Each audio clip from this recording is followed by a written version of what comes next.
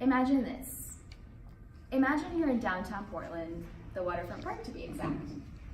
Except this time you're not there to see a dinosaur riding a jet ski.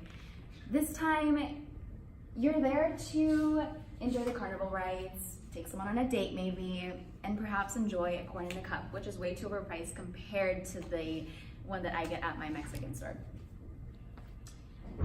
As I mentioned in my last speech, I am proudly Mexicana. I grew up thinking that Cinco de Mayo was in fact when we celebrated Mexico's Independence Day. Come to find out that Mexico's Independence Day is actually celebrated on September 16th. Mexico's Independence Day actually is when Mexico separated from Spain in the year of 1810. So Cinco de Mayo is celebrated because it was a battle between the Mexican and the French. This was a battle taking place in 1862 between the Mexican and the French in a town called the Puebla, which is a town located in East Central Mexico. So this is a picture of the battle. It's Mexican and the French. There was 2,000 Mexican troops. There was 6,000 French troops. The Mexican troops were led by General Zaragoza, and the French ones were led by General Charles. We're going to be talking about three main things. First, we're going to break down the history of how and why Cinco de Mayo came to be. Then, we're going to talk about some of the traditional dances and some of my favorite foods. Third, we're going to talk about how over the years, this holiday has become more of an American celebrated tradition rather than a Hispanic one. According to an article published by History, Cinco de Mayo is a result of the victory for 2,000 Mexican troops led by General Zaragoza, like I said, against a whopping 6,000 Frenchmen led by General Charles. Immensely outnumbered, Zaragoza's troop was able to maintain a win on May 5th of 1862 when France had finally backed down from the battle. The goal of the French here was to obtain the land of the town of Puebla. It was surprising of the French to back down, seeing as they had a reputation of not backing down from any fights.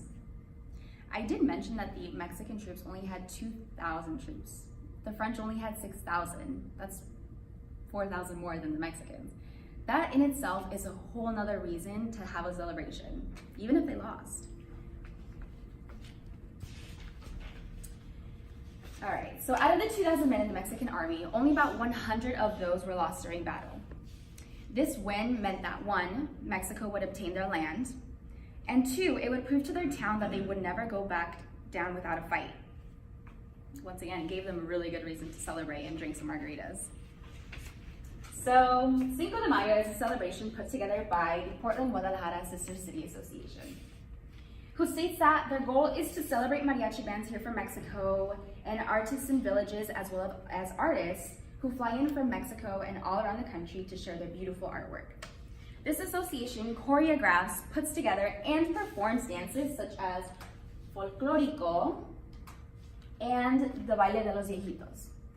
Folclórico right here is best explained as men, women, and children who put together and showcase the traditional Mexican culture and the colorful aspects of it while incorporating ballet and tap dance-like motions.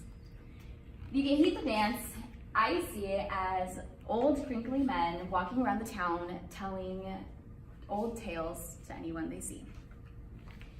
Not to mention, during Cinco de Mayo, the local companies and little restaurants around Portland, Oregon are able to cook meals which benefits both of the event of Cinco de Mayo and their own businesses. These traditional meals consist of tacos, tamales, and elote, which is corn on the cob. They also have desserts such as flan or churros. Though the menu does go far beyond your expectations, you can find anything you can think of there.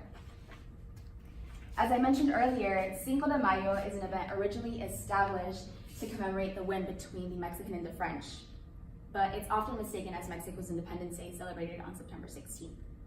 According to an article published by National Geographic, interviewee Alvaran said that when I teach Mexican history, I ask students, when is Mexican Independence Day? Most of them don't know, and some of them, most of them, guess that it comes on Cinco de Mayo.